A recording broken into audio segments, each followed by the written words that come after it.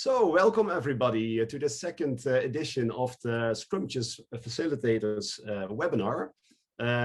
We are Scrum Facilitators. I'll give a really short introduction about what we do and who we are. And then for half an hour while you enjoy your lunch, or if you are in a different time zone, maybe enjoy a snack, you can just listen in to the topic of today. That's about running your remote sprint reviews, and basically is just a experience report from the past year working with my team. So it's a story that I'm gonna share. Hopefully, it's valuable for you to learn a little bit and improve a little bit in your own environment. But first, a short introduction. Let's see if the slide wants to move. Oh, back. Sorry. So we are Scrum Facilitators. We are a group of independent Scrum trainers. Actually, we are with 5 and growing, because we're also growing a little bit internationally. So we started with 5, Jasper, Chi-Hong, Serian, Sjoerd, and me. And actually, we are all also having our own role as a Scrum Master or a product owner in my case, because we really believe in when you give the training, you actually need the real life war stories fresh in your mind.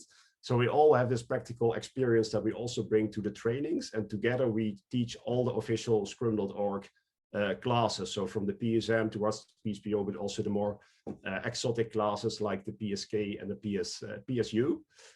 So that's a little bit about us. And this webinar is basically an experiment because we already host meetups. Of course, we provide our trainings, but we thought that there was a need for a little bit more shorter sessions that's easier to attend for you as a participant around very specific topics.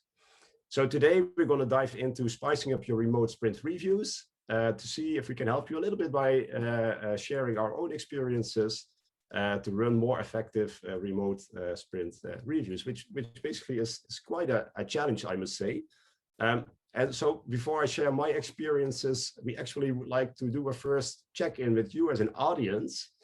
So if you think of how your stakeholders participate in your sprint reviews, what image does best reflect how they participate? So are they very actively working on ideas in your sessions? Are they like nodding and like seeming to pay attention, but you're not entirely sure for everyone? Or are they literally falling asleep? Or maybe in times of remote working, are they massively turning off their camera so you don't actually know what they're doing while they are attending your sprint review? You could say that's equal to C. So I see a lot of B's, B, B, B, B, B, B, B. 1 C. We have 1 A. 2 C's. Yay! Yay, Renate, 1 A. Awesome. And Arjan is also saying A. Yes. That's really good to see, because today I'm, of course, just sharing my own experience, but there's many more experience. So really good to know that there's also some people in here who are already doing a great job. So if you're an A, maybe you can share how you did it. Just share it in the chat and share with the rest of us how we can learn from your experiences. That's also very valuable. And if you're a B or a C, let's see if my story can help you make a tiny step after today's session to learn a bit and to do hopefully a little bit better next time. So what we will discuss in this webinar. First of all, we're going back to the basics a little bit. We're going to have a look at what the Scrum Guide actually says about the sprint review. That's the theory. Then we're going to have a look at sprint review pitfalls.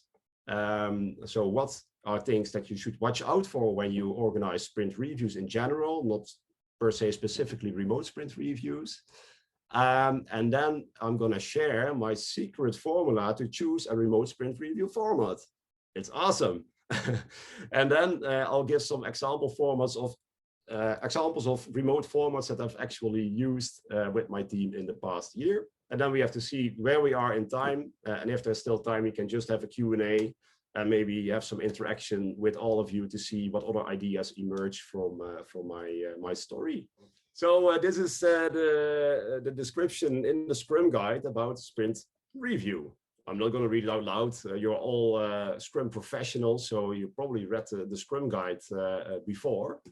But if we highlight some parts of the review, it's actually interesting now that we're remote to see how can you facilitate those now that you're not co-located with your team and your stakeholders. So for example, inspecting the outcome of the sprint and determining future adaptations. How do you do that remote? Or how do you discuss progress towards the product goal? Or how do you actually collaborate on what to do next? A working session and the Scrum team should avoid limiting it to a presentation. Is that actually the case now that we're working remote? So basically, I was maybe good to share. I was running a sprint review a while back, and I was looking at the attendees, and I saw 83 attendees at the review. And I realized that we were only going to present slides.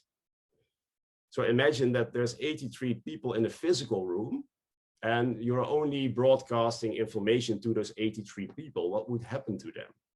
So funnily enough, I didn't really ask that question now that it was remote. We were just doing it. Of course, there's always time pressure, so you don't always have time to make the most interactive format. But that really made me realize that now that we're remote, maybe especially now that we are remote, we should pay attention to how we actually organize our sprint reviews. So in general, let's start with some sprint review pitfalls, and we're going to play a little bingo. So Zoom has the reactions feature. We also did it last week with Short's webinar.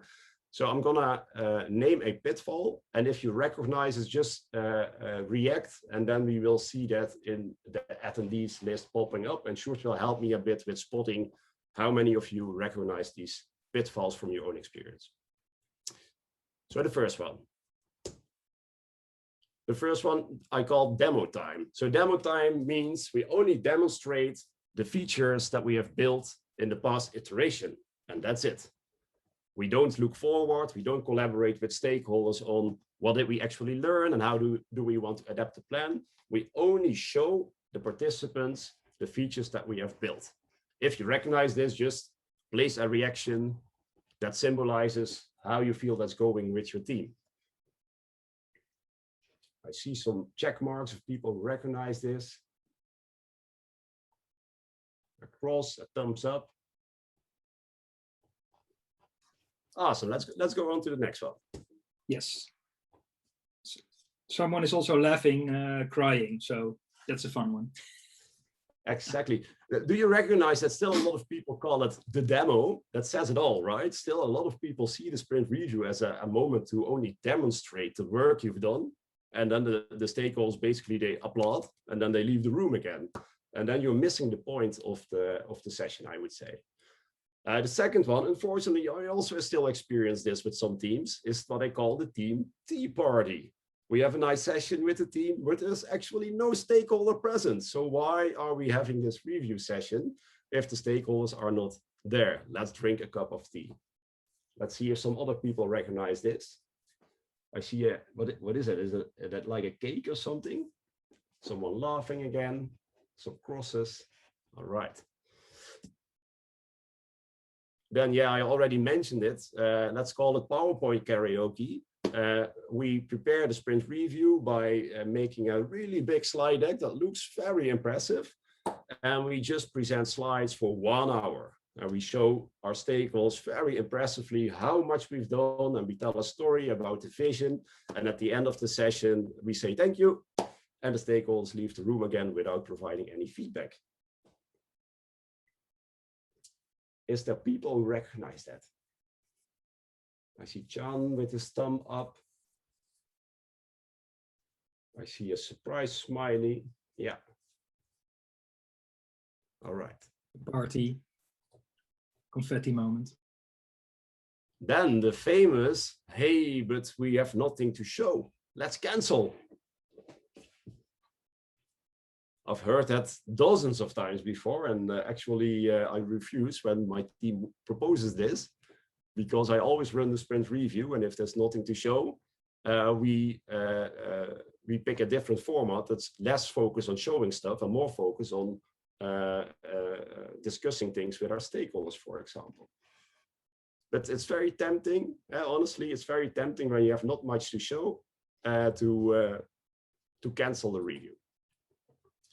And then the last one is called information overload, which basically means if you pick too many topics for one review, then you start rushing through all those topics, and your stakeholders are actually, or the participants are actually blown away with a lot of different topics. They just came out of a tiring meeting before the sprint review. They have to reset their minds, and then you start overloading them with a lot of different things. And then you also don't get the right level of interaction.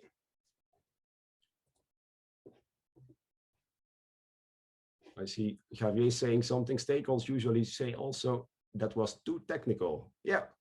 So depending on the, I think that's another pitfall, Javier. Depending on the audience of your sprint review, you should check that you are not using too many, for example, terminologies that they don't know. So if you have a developer talking about really deep technical stuff, you have to help him prepare that story if there's a lot of stakeholders from the business there who will not understand that, for example. So now we're going to make a bridge because time is also flying. We're going to make a bridge to my secret formula to pick a format. And I put secret between quotes because it's not so special. I think it's actually really simple, but also really simple things can help you to make a step. So the first step in my secret formula is actually, oh wow, this goes wrong, is actually to ask yourself the question, what is the most important goal of the next sprint review session? And then I don't mean the goal that's described in the Scrum Guide. That's the theory of how to run a good, proper sprint review session. But I actually mean specific things that you want to achieve with your team in the next sprint review. And in my experience, that's really different for each individual review. So for example, you might want to inspect the learnings of a recent experiment. Then you would pick a different format than when you want to create a shared understanding of a recent change of strategy. Or maybe you're going through a really tough period and you really need to boost morale somehow. Then you can also use sprint review session with a different format to fulfill that specific goal that you actually have in mind. So think for yourself, first of all, what is the most important thing that I want to achieve with the next sprint review? Then the second step, and also the last step in this very simple formula, is what I call sense your environment. So you have a goal for your review, but then it's also really important to know what's going on in your organization. Who's participating, in what mood are they actually, and what works well if I know how my environment is feeling and what they are up to. So for example, which stakeholders are attending this time, what works for them, but also what's going on in the organization. Are we going through a serious crisis? Maybe we have to pick a more serious format, or the other way around. Maybe a good joke works in this situation because we can use some humor in a crisis situation. It really depends. And then the last one, also really important, maybe most important, what format did we use in our previous sprint reviews? Because diversity in formats, that keeps your audience's attention. If it's the same thing every time again, then they kind of come to the session already expecting to know what you will do and starting in a more passive mode in your sprint review session. So really try to do something different compared to last time. Well, and once you have answered those two questions, what's the goal for your review, the specific goal that you have in mind, and how is your environment doing at this moment, then you're ready to pick a format. And before, I'm going to share some of the formats that I've used the last year now.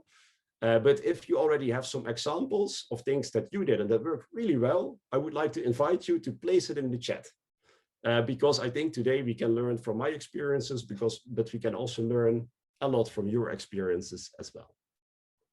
So if you have some really cool format that was very interactive, of a remote, of course, we're talking about remote sprint reviews now, please share it in the chat. That's very welcome. I'll show some things that I did with my teams the last year now. The screens are in Dutch because these are actually really screens from the review sessions that I did at Eneco, and they are in Dutch, or they were in Dutch at least a while back. We recently switched to English, but they give an impression of what you can imagine. So the first format that I'm sharing here is what I call quiz time. It's basically setting up a quiz around the topics that you would like to address. And the thing with a quiz, you shouldn't do this every time because then the surprise effect is gone. But what you see is that when you create some kind of competition element, it kind of creates this attention of your audience because they want to win, right? We really gave prizes in this case. We gave away, to the winner, we gave away our own product, which is a smart thermostat. So there was a real prize, valuable prize to win, and people were like really excited. They really wanted to win. So they also had their full attention to the things that were presented during the quiz. So it's really nice for teaching important facts. And the tools I use for this is Mentimeter. But you could also use, I use Mentimeter. There's a nice quiz feature these days. But you could also, of course, use Kahoot, which is a product made for running online quizzes. Let's see in the chat. I see Erwin saying we recorded a movie with the way the robot worked out and also where things went wrong with explanations of the developers and how to proceed. Cool. Yeah. Yeah. So sharing a movie can really help. Yeah, I'm seeing Jasper says about Miro Mural to engage and interact. We use that a lot as well. All right, let's go to the second.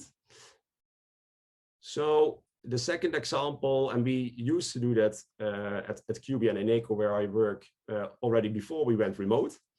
It's called the marketplace review. And the remote version is what I call marketplace breakouts, because you would be using breakout rooms to virtually set up your marketplace. And the marketplace layout especially works really well when you have quite some topics to share and you want to have a high interaction with your stakeholders in discussing what's good about it, what could be improved, etc. So it's nice for reviewing multiple features and getting real feedback on them. As tools, of course, yeah, well, you can use Teams and Zoom for it. Maybe for collecting the feedback, you could combine it with a Miro board or a Mural board to actually ask the attendees to place their feedback.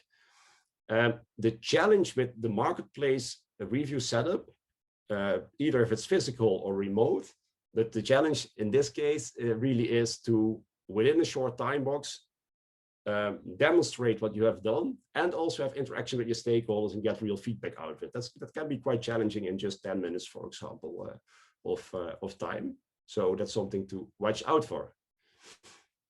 Then another variant of using breakouts in your remote reviews is combining your breakouts with liberating structures. So for example, if there is less that you want to demonstrate, but more of a conversation around questions or challenges that are at this point really important for your team and your stakeholders, I really like to use liberating structures. If you're not aware of, not familiar with liberating structures, there's a link in the presentation that will be shared afterwards to the liberating structures. Oh, no, it's not there. I will add it to it, but we will add a link to the liberating structures website where you can learn a bit more about it. But they basically help you run very highly interactive sessions with your teams. So it's very nice for discussing specific questions and challenges. And as tools, we use Microsoft Teams, Zoom, Miro, and Mural. And the image to the left bottom is not mine. It's a template of Nuno Silva Pereira. So I want to refer to him for this image. It's not something that I used myself, but it's a nice example of how you can set up a liberating structure using Miro. And then the last one that I actually want to share, and then we can go to a little Q&A, is what I call present and poll. It's a little bit less heavy than running an entire quiz, but still boosts the interaction around a presentation that you're giving with your team. So what I would basically do is you could present a short piece, and then I would use Mentimeter to ask some questions to the audience. that immediately give a sentiment of how they think of the things that you're actually sharing in your sprint review. So it's nice for getting specific feedback that you're looking for. So if you ask a group of people, what do you think? You don't know what they come up with. So if you ask them more specific questions, so for example, in this case, we asked, what will be our next experiment? With some options to choose from, and we immediately got a good view that 50% actually wanted to move forward with building an online order flow for this offer. In the other screenshot, we asked about the value for a specific feature, how the stakeholders personally experience the value of a specific feature. So also there, we right away got some sentiment from the audience.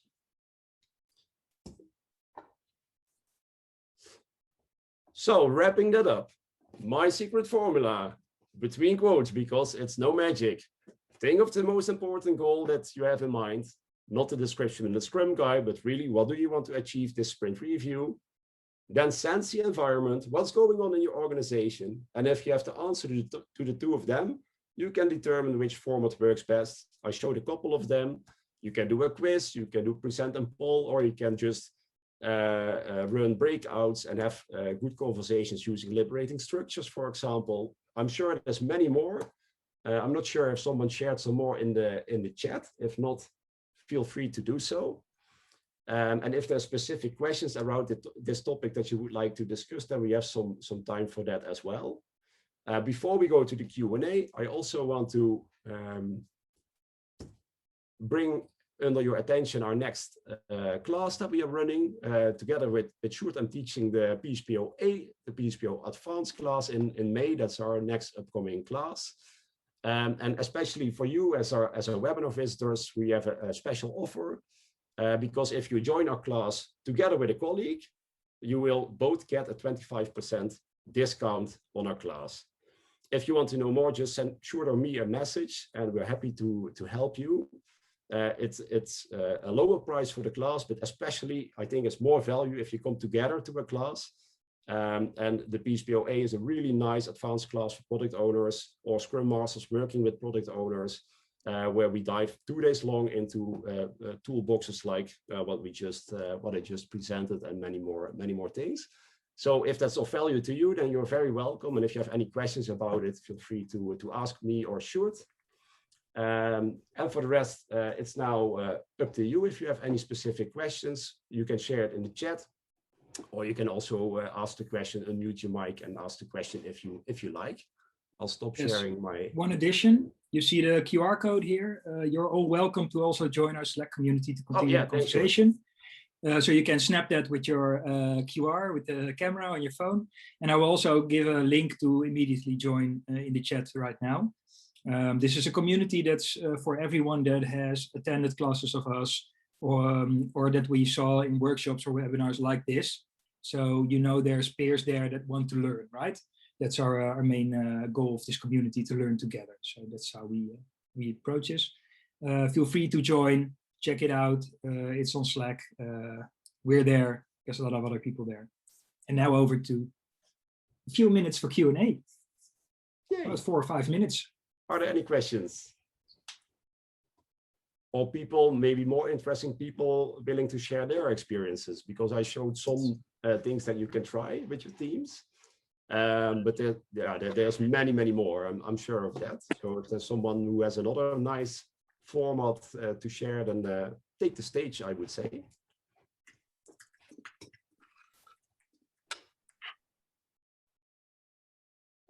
I don't have a format, but I do have a question maybe.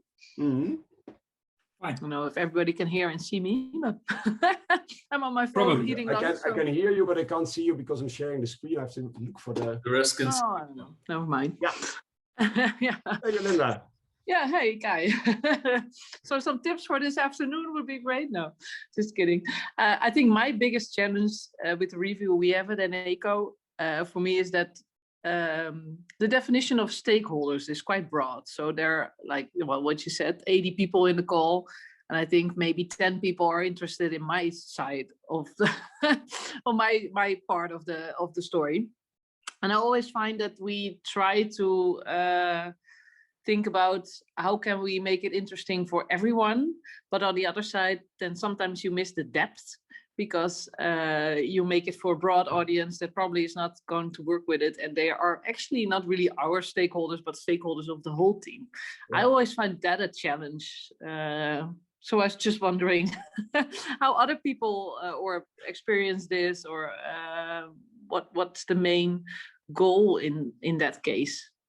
Thanks, Yolinda. And this may be good to explain. Yolinda and I are colleagues, so we work also in the same domain. So we are also in the same sprint review this afternoon. So and we tried before running breakouts, right? And you had parallel tracks, and then the teams had longer time, and stakeholders could choose where they would go. But then stakeholders were like, yeah, but I want to go to all of them. So that also didn't really work out. So it's a constant challenge of finding the right a mix to go more in depth. But if everyone is joining, then it's not interesting for everyone. So maybe someone in the audience has a good suggestion for Yolinda and for me.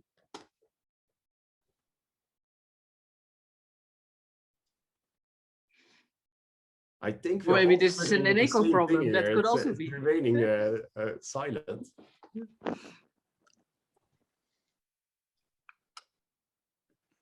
Well, I've got a suggestion, maybe. Yeah. Maybe you could do an in-depth session in breakout, and a more global one in breakout as well. Yes, so one session where you have all the topics, but then on a high level, and then breakouts that's also that's a more hybrid form. Yeah. I also see that in the chat. Martijn also said do it like workshops, like sign up and multiply the reviews. Frank also says it split up according to different goals. So try to see if you can segment the audience, basically. You have a hand raised. Come in. Yeah, if you are able to hear me, I think so. Yes, you can hear me. What we're currently experimenting with is sort of splitting the review up. We have multiple review sessions during the sprint where we just invite the stakeholders, or at least a group of stakeholders, to our refinement sessions. And then the first 30 minutes of a refinement session, for instance, we basically do a review, but only with those stakeholders. Okay. And thus far, seems to work. At least we have a little bit more engagement, and we also have the struggle that we have a lot of different stakeholders, a lot of different products. So you almost cannot combine them in one single presentation or one single session. No. Yes, maybe it's an idea that we do a check how many people will be interested on having, besides the current session that we have together with multiple streams. That's more the general session. To organize another moment where it's like 1 hour only about your domain, for example, where you can then deep dive, and maybe you should do a check how many stakeholders will be interested to join that session. Actually, for this afternoon, we had a creative solution with one of the product managers that's working on heat pumps, which is a theme that, well, a lot of people are working on that within our organization, that we just ask, okay, how many, we'll just highlight the goals and what we are doing and what we are thinking about, but then ask, okay, who would be interesting to think through this with us? So that we have a list of people that are really interested to go into this topic and work on it with us. So we're also going to try that, but in combination with these suggestions. Yes, thanks. Nice ideas. In light of the session, officially this time box is now over. I have still like 10-15 minutes in my schedule to chat like this and proceed with the QA. But I do want to thank Kai for presenting this awesome topic from his experience, and also thank you all for interacting and being here. So feel free to leave, to stay, to chat. There's a nice question from Edwin in the chat that we might want to address. I don't know how much time you still have left, Kai, to discuss 1 or 2 questions. I'm also sticking around for like 10 more minutes, so feel free to stay and have some more discussion. That's really nice. And please also proceed in the community if you have additional questions that are not answered yet, or good advice, blogs that you just recently read around this topic, whatever. Just join us and start learning together. Thank you all. Nothing more to add, Sjoerd. Thanks for the lead out, and thanks again to the rest for participating. I hope it helped a little bit. And this was a week after the previous one that was really fast, but I think should we anticipate to at least once a month organize a webinar like this. And if you have any topics that you're really interested in, feel free to share them with you and me, and we can have a look if we can dive into that in an upcoming session. So any ideas are very, very welcome. Yes, awesome. Let's see. Edwin had a good question. I think he's still in? Yes, he's still in. Still in. Yes. So take the stage because it's gone in the chat. Yeah. Well, in one of my environments, I see that product owner, also team members, have other moments of sharing their results and collecting feedback. So I think in the end, well, they're agile. They are collecting feedback and responding on it. Yeah? So they're inspecting and adapting. But then the review itself, although everybody is there, but it feels a little bit overdone. And my question is, what would you do? Because I was thinking of just skipping the review. It doesn't have any added value.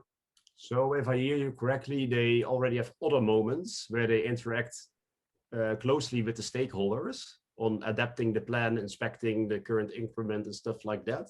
Yeah. So it feels a little bit redundant to also have the sprint review session. Yeah, it feels a little bit like, well, Scrum says so. So let's keep the review. Yeah, I mean the advantage of having the review should be that you centralize that in one moment so that it's less time consuming. But if that's not an issue for your team, well, I always say, well, we teach about Scrum, but as soon as I go back to my role at Eneco, I'm also willing to ditch Scrum if it works better, right? So it's good to know what do you want to achieve with the sprint review. I think that's really important. So if you look at what the Scrum Guide says, but if you're learning that in some way already, that's most efficient in your environment, I would not like to enforce the sprint review as an obligated session to the teams. The only thing that I would do if I would be coaching those teams is asking, hey, is this the most effective way to achieve this? And how many time does this way of doing this consume? And compared to time that we could have invested in actually already continuing development of the product, for example. So that's some checks that you could do with your teams. Yeah, good one, thanks. Yeah, I would like to chime in also. That also take a close look at the potential you're missing if you're ditching them, because there's different interaction if you have everyone together in one room, like with a broad stakeholder field, like in the question of Jolinde, then when you meet them one-on-one for expert advice or whatever. So this is also advice we give in our classes a lot to starting product owners. It's good that you talk to stakeholders one-on-one. You should also do that. But if that's the only way, then you're working much too hard as a product owner. It's better to have stakeholders discuss between themselves, have them discuss with the entire team present, etc. So really look at those options also. So you really know what you skip or not, or maybe you can turn up the good on that factor and get the motivation back to really make something of the sprint review. Yeah, in my not case, against ditching it, but yeah, in my case, it's the quite different stakeholders, so they have very little in common. But anyway, maybe it's a good idea with maybe less frequent have a review with everybody together. But thank you for the questions. I can do something with that. Thank you. Yeah, and I think Andre and Marty, they also shared what Sjoerd is saying, that in their experience having the group together. And I think that ties really nicely, maybe there's a nice closing for this session, because I think that ties in really nicely back to the challenge of hosting your sprint review in a way that the interaction actually starts to flow. And so often we just present and then the value of the sprint review lowers because you don't facilitate that interaction between that group of people in the session. Yeah. And then it might feel more redundant because you're telling that story already on a daily basis.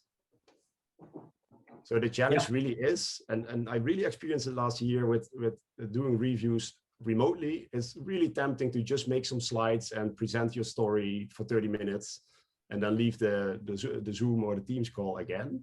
So really think of how can we create that interaction in a remote sprint review is, I think, a really important question. And I hope after this session it goes a little bit better. If you have any questions afterwards, feel free to approach me on LinkedIn.